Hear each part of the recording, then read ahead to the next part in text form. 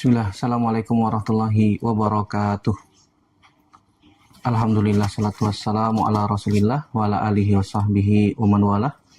Asyhadu an la ilaha illallah wahdahu la syarikalah wa asyhadu anna muhammadan abduhu wa rasuluhu la nabiyya ba'dah.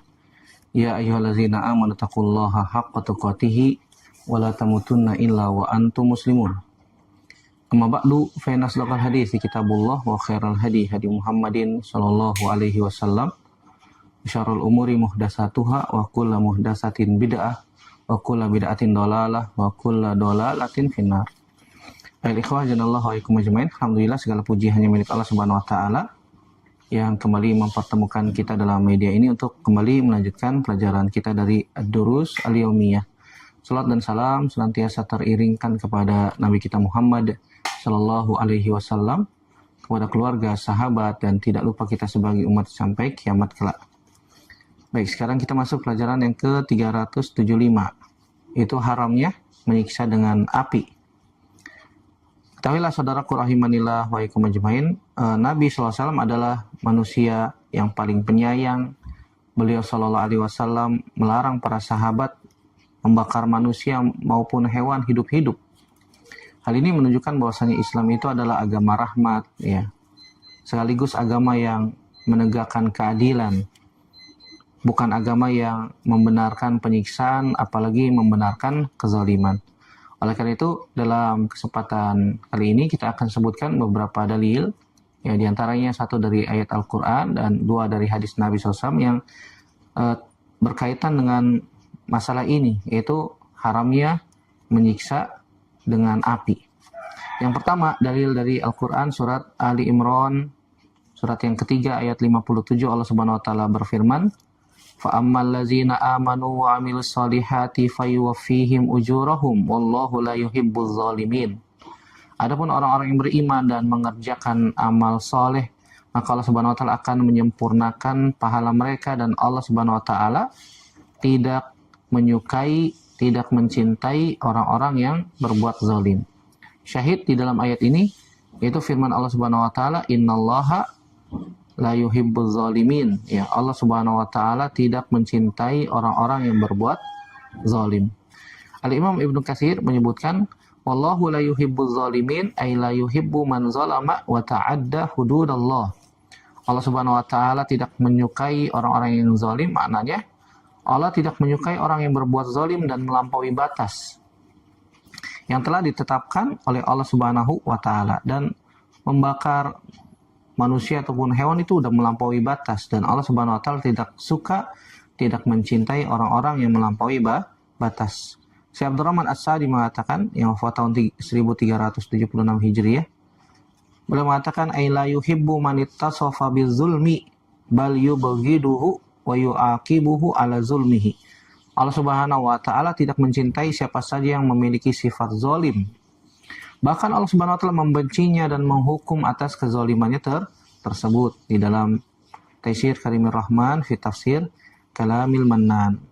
Dan juga Syekhul Islam Taimiyah rahimahullah taala yang wafat tahun 728 mengatakan dalam Majmu' Fatawa, "Fa innallaha yuhibbu wa yuhabbu haqiqatan wa mahabbatuhu laisat bimakna iradatis sawabi kama yaquluhu ahlut ta'wil." Sungguhnya Allah Subhanahu wa taala benar-benar mencintai dan Allah Subhanahu wa taala dicintai secara hakiki. Kecintaan Allah Subhanahu wa taala bukan sekedar bermakna kehendak memberi pahala sebagaimana yang ditakwil oleh orang-orang yang mentakwil, ya. Ini menunjukkan bahwasanya Allah Subhanahu wa taala itu mencintai, Allah Subhanahu wa taala dicintai, dan Allah Subhanahu wa taala tidak mencintai orang-orang yang berbuat zalim. Ya, dari pemaparan Al-Imam Ibnu Katsir dan juga Syekh As-Sa'di dan juga Syekhul Islam Taimiyah, maka bisa disimpulkan tentang makna firman Allah Subhanahu wa taala la yuhibbuz zalimin, bahwasanya Allah Subhanahu wa taala tidak meridhoi orang-orang yang berbuat zalim. Allah Subhanahu wa taala membenci kezaliman mereka dan mereka terhalang dari kecintaan Allah Subhanahu wa taala selama tetap berada dalam kezaliman tersebut, ya. Apa hubungannya dengan larangan menyiksa api? Ya, menyiksa manusia atau hewan dengan api termasuk bentuk kezaliman serta melampaui batas sebagaimana tadi sudah kita sebutkan. Oleh karena itu Nabi SAW melarang, innahu la yanbaghi an yu'azziba binnar illa rabbun nar. Tidak pantas ada yang menyiksa dengan api kecuali pemilik api, yaitu Allah Subhanahu wa taala. Innallaha la yuhibbuz zalimin. Ini maknanya selaras ya.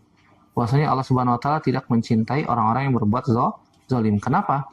Karena menyiksa dengan api merupakan tindakan kezaliman, melampaui batas yang telah ditetapkan oleh syariat. Maka seorang muslim diperintahkan untuk menegakkan keadilan dan menjauhi segala bentuk kezaliman baik terhadap manusia ataupun hewan. Dari ayat ini kita bisa ambil faidah. Yang pertama, ya kezaliman itu merupakan sebab hilangnya kecintaan Allah Subhanahu wa taala. Oleh karena itu kita senantiasa berusaha untuk menjauhi sifat-sifat zalim tersebut. Yang kedua, kezaliman mencakup hak Allah, mencakup hak diri sendiri, dan juga mencakup hak sesama makhluk.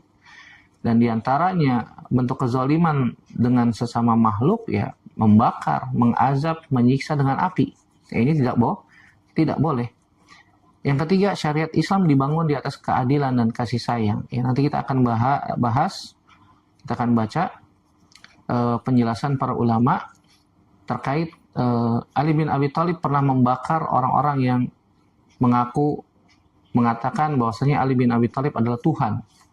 Ya, walaupun ditentang oleh para sahabat, diantaranya adalah Abdullah bin Abbas radhiyallahu anhuma. Yang keempat, setiap bentuk hukuman harus mengikuti tuntunan syariat. Ada SOP-nya, ada tuntunannya, sudah diajarkan oleh Nabi SAW. Bukan sekedar mengikuti hawa nafsu.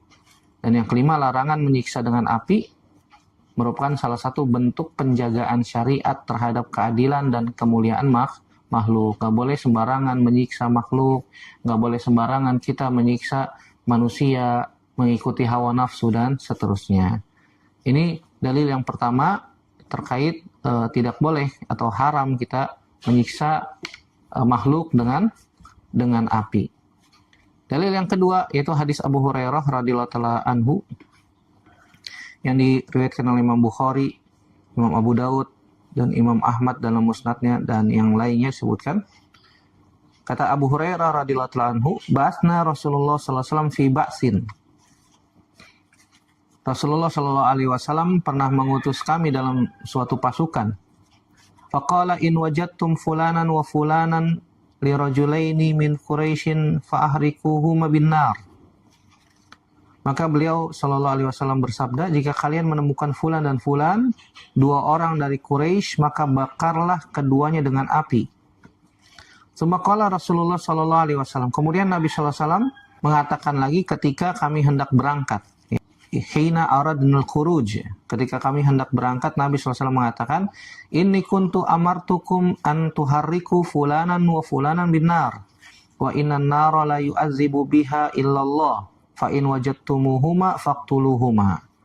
Ya, ketika kami hendak berangkat, Nabi SAW mengatakan, sesungguhnya tadi sebelumnya aku telah memerintahkan kalian untuk membakar fulan dan fulan dengan api.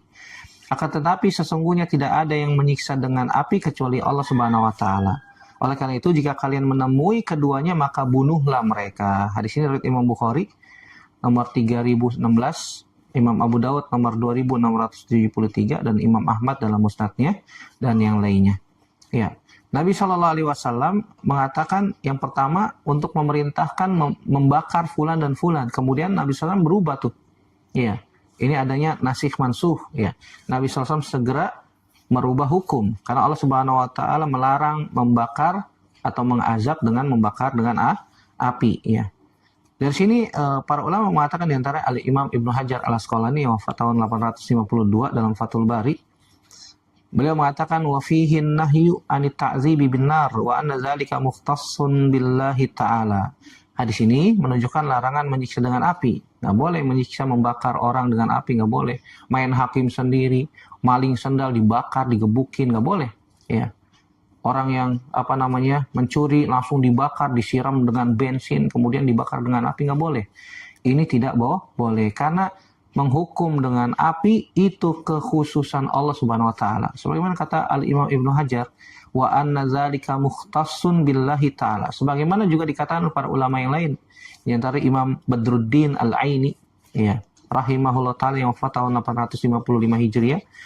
Beliau mengatakan dalam Umdatul Qari syarah Sahih Bukhari, wa fihi anna ta'dziba bin nar min khasaisillahi taala. Hadis ini menunjukkan bahwa menyiksa dengan api itu termasuk kekhususan Allah Subhanahu wa taala. Enggak boleh kita menyiksa orang dengan api, dibakar, main hakim sendiri, enggak boleh. Gara-gara mungkin sesuatu yang mungkin dia butuh makan, ya nggak punya uang, nggak punya makanan, ya kita tanya dulu tuh, jangan langsung main hakim sendiri, dibakar barang-barang oleh massa. Ini tidak dibenarkan dalam agama kita. Maka diperhatikan, wahai hamba-hamba Allah, wahai saudara-saudaraku yang beriman. Dari sini kita bisa ambil faidah, kita bisa ambil pelajaran. Yang pertama, menyiksa dengan api itu haknya Allah. Tidak boleh dijadikan metode hukuman oleh manusia, nggak boleh. Ya, tidak boleh. Yang kedua, Nabi SAW meralat perintah. Awalnya sebelum pasukan berangkat, Nabi SAW perintahkan untuk membakar. Kemudian Nabi merubah. Sehingga hukum yang berlaku adalah larangannya. Yang pertama membolehkan, yang kedua larangan. Otomatis yang kedua ini menghapus hukum yang pertama. Ini yang disebutnya dengan nasikh mansuh. Terkadang antara satu hadis dengan hadis yang lain juga saling menghapus sebuah hukum. Seperti Al-Quran juga sama tuh. Ada di dalam Al-Quran nasikh mansuh, ya. Begitu juga dalam hadis juga ada hal yang demikian, ya. Menghapus hukum yang sebelumnya. Seperti dalam hadis yang lain disebutkan, kuntu nahaitukum an ziyaratil kubur fazuruha. Kata Nabi SAW, dulu aku pernah melarang kalian untuk menziarahi kubur, maka sekarang ziarahilah kubur. Ya, fa innaha tudzakirukumul akhirah. Karena menziarahi kubur dapat mengingatkan kalian dengan akhirat. Yang ketiga, di sini menunjukkan kesempurnaan syariat Islam, ya, bahwasanya apa saja sudah diajarkan dalam agama kita. Agama kita Islam sudah paripurna, sudah sempurna. Bahkan dalam peperangan pun ada batasan-batasan yang tidak boleh dilanggar. Nabi SAW memberikan batasan-batasannya. Di antaranya apa? Nggak boleh membunuh orang tua yang sudah jompo, lansia. Nggak boleh bunuh wanita, anak kecil. Nggak boleh bunuh orang yang sudah menyerah. Orang yang tidak bersenjata. Orang yang sedang ibadah di dalam tempat ibadahnya. Ya. Tidak boleh menghancurkan bangunan. Tidak boleh menghancurkan tanaman. Subhanallah. Ini ada batasan-batasan yang sudah dibuat oleh Nabi SAW dan dilakukan, diamalkan, dijalankan oleh para sahabat radhiyallahu anhum ajma'in. Faedah yang keempat, musuh yang halal diperangi tetap tidak boleh disiksa dengan api. Walaupun dia boleh diperangi, nggak boleh. Ya, apalagi setelah dimutilasi langsung dibakar, masya Allah, subhanallah. Nggak boleh memutilasi, ya, nggak boleh. At-tamthil, memutilasi musuh ketika perang, nggak boleh. Walaupun khilaf di kalangan para ulama, apakah boleh kalau misalnya musuh terlebih dahulu memutilasi kaum muslimin, kemudian kita balas dengan hal yang sama. Khilaf di kalangan para ulama, ada yang mengatakan nggak boleh, tetap larangan ini umum. Ya. Pendapat yang kedua mengatakan boleh, untuk menunjukkan kita ini kita ini tidak lemah, ya. Kita ini juga memiliki power, ya. Jangan sampai sepelekan kaum muslimin. Sehingga kata Syekh Muhammad bin Shalih Al-Utsaimin dalam Qaulul Mufid mengatakan pendapat yang kedua ini lebih dekat, ya. Boleh, tapi dengan syarat tadi, ya. Dalam peperangan kaum musyrikin, orang-orang kafir memutilasi kaum muslimin, ya, kita balas dengan yang serupa, tapi jangan berlebihan, maka tidak mengapa, kata beliau, ya, rahimahullah taala. Oleh karena itu, maka menghukum orang yang salah dalam peperangan, dalam hal yang dibolehkan untuk diperangi juga ada aturannya, ada hal-hal yang dibenarkan oleh syariat, bukan dengan membakar. Ya, di sini juga menjadi salah satu dalil pokok para ulama dalam menetapkan kaidah la yu'adzibu binnar illallah. Tidak ada yang menyiksa dengan api kecuali Allah Subhanahu wa taala. Ya, hadis ini termasuk dalil yang sangat kuat dalam pembahasan fikih mengenai haramnya menjadikan api sebagai sarana penyiksaan, dalam sarana menghukum, nggak boleh. Ya, baik terhadap manusia ataupun pada hewan. Ya, pada asalnya demikian tidak boleh dan tidak dibenarkan di dalam syariat. Ya, para ulama berbeda pendapat mengenai membakar dengan api. Ya, sebagian dari mereka memakruhkan, melarang. Ya, bahkan melarang ya. Memakruhkan bahkan melarang seperti Umar bin Khattab, Ibnu Abbas radhiyallahu taala anhum ajmain dan selain dari keduanya. Sebagian yang lain pernah melakukannya. Seperti yang tadi sudah kita sebutkan, di antara contohnya Abu Bakar As-Siddiq pernah membakar orang-orang yang bugot, yang memberontak dengan api di hadapan para sahabat. Ya, Abu Bakar As-Siddiq pernah melakukan hal yang demikian, yaitu membakar kaum pemberontak di hadapan para sahabat dengan api. Dan juga Ali bin Abi Thalib pernah membakar kaum zindik dengan api. Orang-orang yang mengatakan Ali bin Abi Thalib adalah Tuhan, ya, orang-orang Syiah yang mengatakan demikian. Tapi hasil penelitian yang lebih kuat ya dari masalah ini menunjukkan tetap tidak boleh menyiksa dengan api berdasarkan beberapa alasan berikut ya. Satu, Nabi SAW menjadikan penyiksaan dengan api itu sebagai kekhususan Allah Subhanahu Wa Taala. Oleh karena itu tidak seorang pun boleh menyaingi Allah Subhanahu Wa Taala, tidak boleh dalam perkara yang demikian ini. Setinggi apapun kedudukannya, semulia apapun derajatnya, tetap tidak boleh. Karena Nabi SAW melarang. Yang kedua, pendapat seorang sahabat yang membolehkan bertentangan dengan pendapat sahabat lain yang melarang. Yang melarang diantaranya Umar bin Khattab, Abdullah bin Abbas, dan yang lainnya. Walaupun ada yang membolehkan seperti Abu Bakar Siddiq, Ali bin Abi Thalib ya, ketika mereka berdua menjabat sebagai khalifah ya. Kedua pendapat tersebut saling bertabrakan, saling berhadapan, sehingga tidak dapat dijadikan hujah untuk mengalahkan yang lain.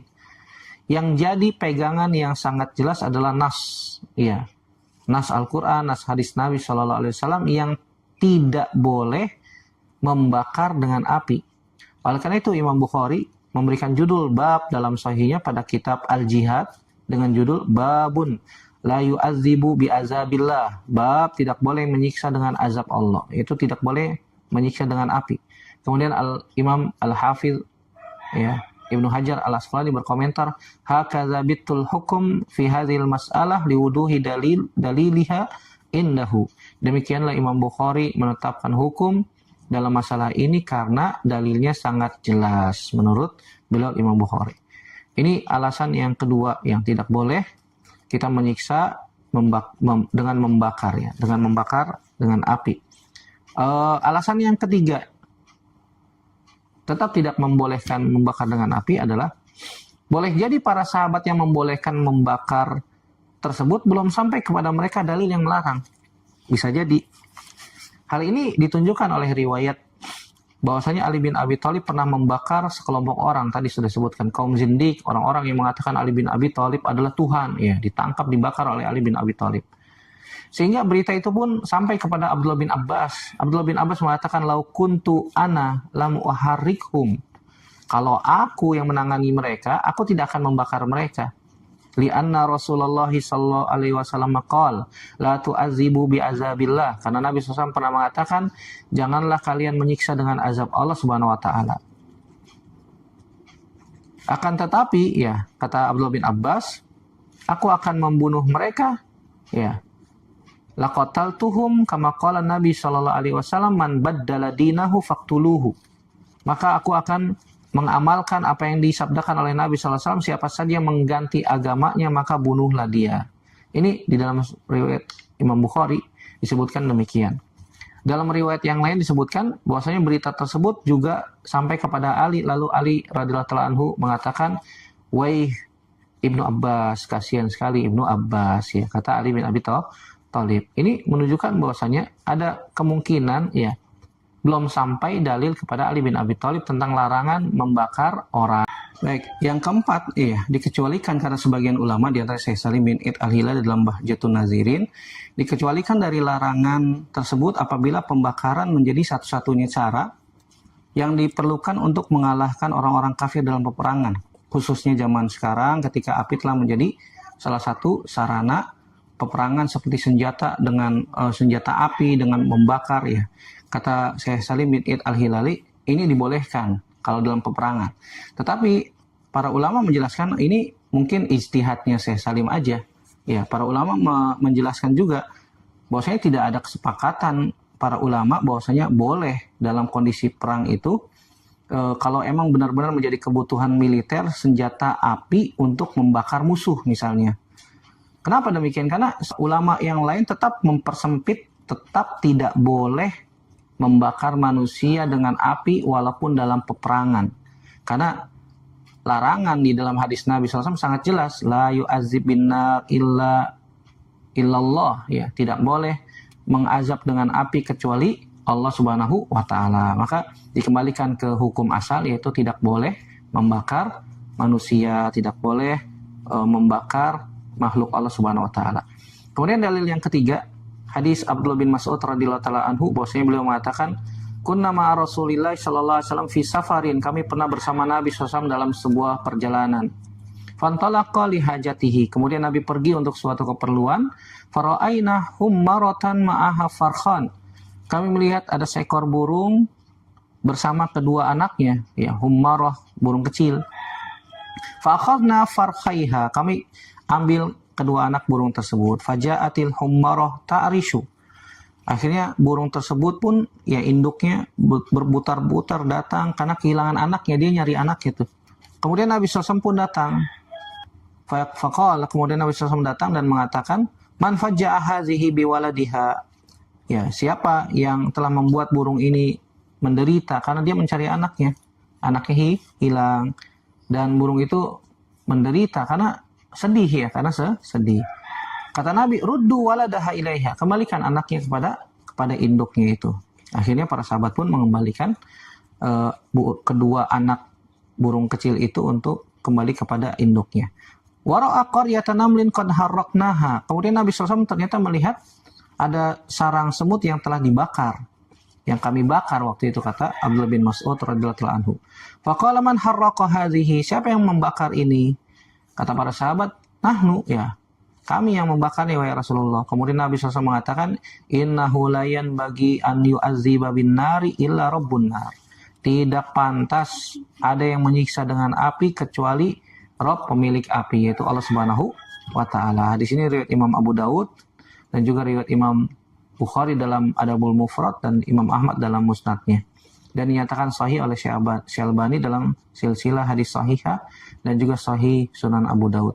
Ya, para ulama mengatakan diantaranya Syekh Muhammad bin Shalih Al-Utsaimin rahimahullah taala dalam Syarah Riyadhus Shalihin, beliau mengatakan hadis ini menunjukkan bahwasanya tidak boleh menyiksa dengan api, karena menyiksa dengan api termasuk azab Allah yang dikhususkan bagi Allah Subhanahu wa ta'ala, sebagaimana juga sudah dikatakan tadi perkataan Al-Imam Ibnu Hajar, wa fihi nahyu anit ta'zibin nar wa nazalika mukhtassun billahi ta'ala, tidak boleh menyiksa dengan api karena hal itu merupakan kekhususan Allah Subhanahu wa ta'ala.